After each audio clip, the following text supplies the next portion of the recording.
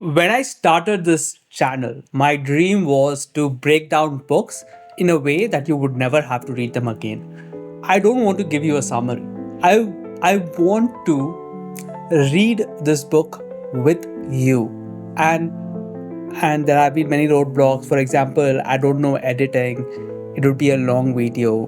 But I have learned editing and today we are going to be reading one of the most iconic self-help book of all time.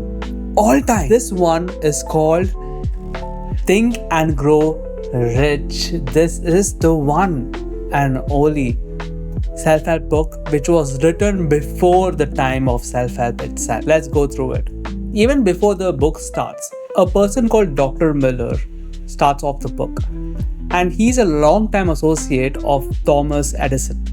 And he says that this is not just a novel, but it's a textbook experience that you have to realize, sit with, understand, study like how you would study science.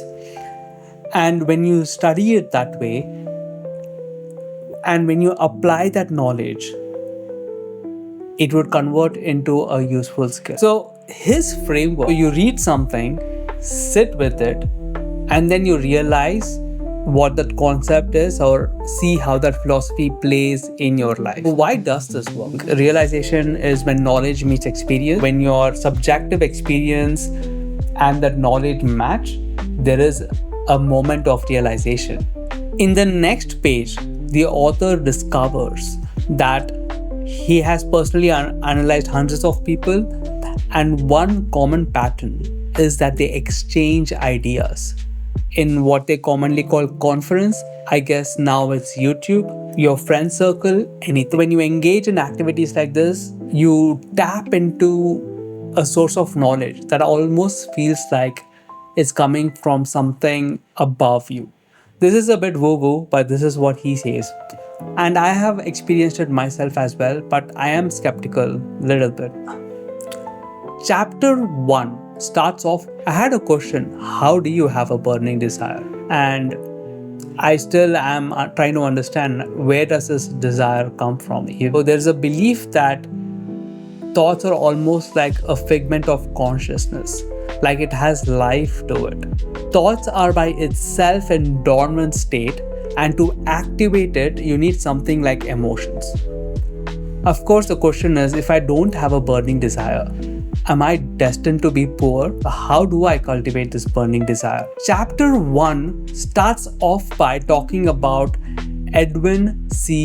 Barnes. He went from being broke to being Edison's partner. And his journey started off with this burning desire of becoming a business associate of the great Edison. Edison we might all know, but this guy who we don't know wanted to become his business associate. And that's very specific, and I do not know how someone would get obsessed like that. I still don't understand how. I'm so curious of trying to understand how did this desire even come into being. So one thing even the author notes here is the clarity of his desire. He knew exactly what he wanted. He did not want it to work for him. He wanted to work with him. He knew that for a fact. Although there was this desire, he was in no position to act on it. Two obvious problems stood in his way. One, he did not know Edison. Two, he did not have enough money to even meet him. Here's where the author makes a distinction from a burning desire to desire. If this was just a desire, one would skip and do not do much with that thought. Burning desire would find the step 1 to the process. Something I do want to talk about here is our burning desire sometimes is a bit too big. Like, I want $20 million. But the question is, what is the step 1 to it?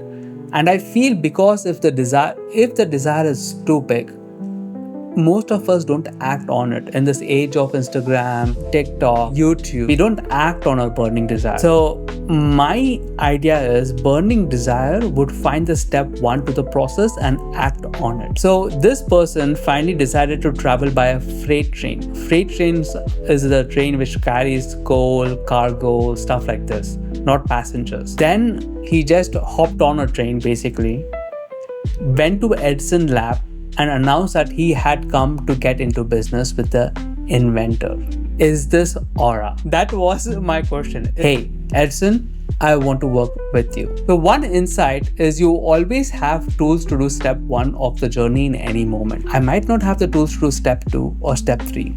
Just like me even creating this YouTube channel, I wanted to be all professional, edited with motion graphics. But my first video was me shooting a video with my phone because that was not the only thing I could possibly basically put out. Edison said he stood there before me, looking like an ordinary tramp. But there was something in the expression of his face which conveyed the impression that he was determined to get what he wanted. So he also said when a guy really desires a thing so deeply, he's willing to stake his entire life on it.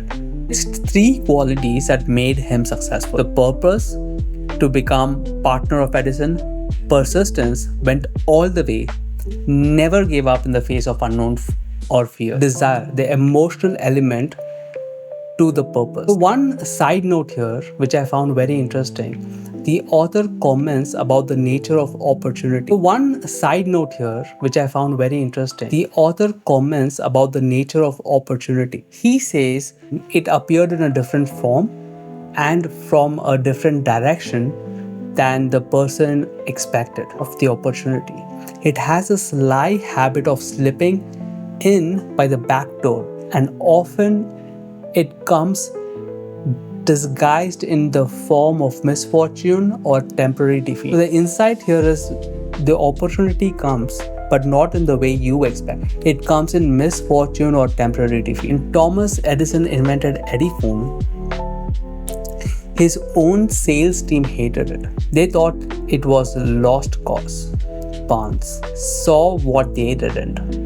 While everyone else walked away, Barnes bet on himself, told Edison he could sell it, and absolutely crushed it. He became so successful that he landed a nationwide contract, leading to the legendary slogan "Made by Edison, installed by Barnes."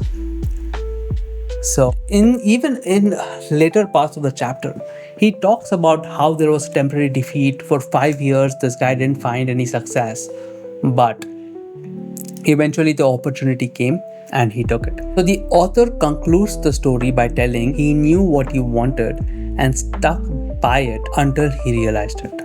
One of the common causes of all failure is the habit of quitting when one is overtaken by temporary defeat. To emphasize this point, he talks about this guy who is Mr. Darby's uncle. There was a guy in Colorado.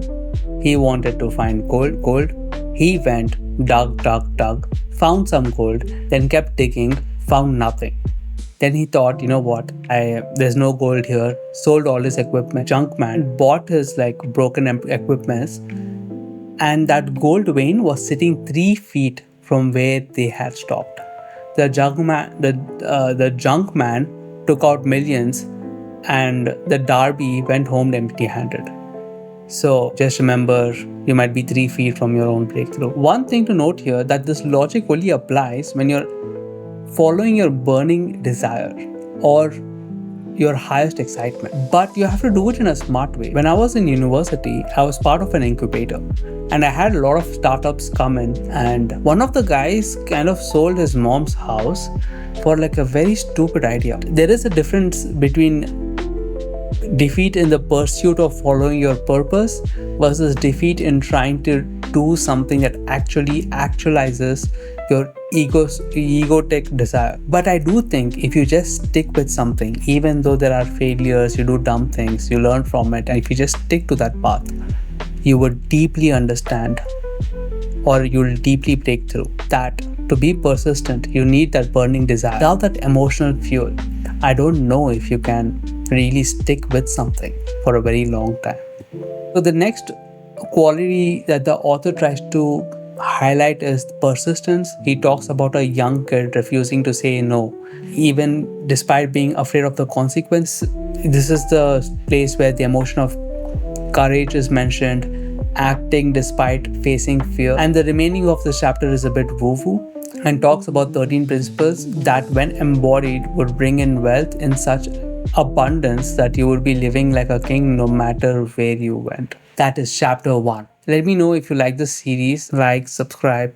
Let me know in the comments below if you liked it or not. Take care. Bye bye.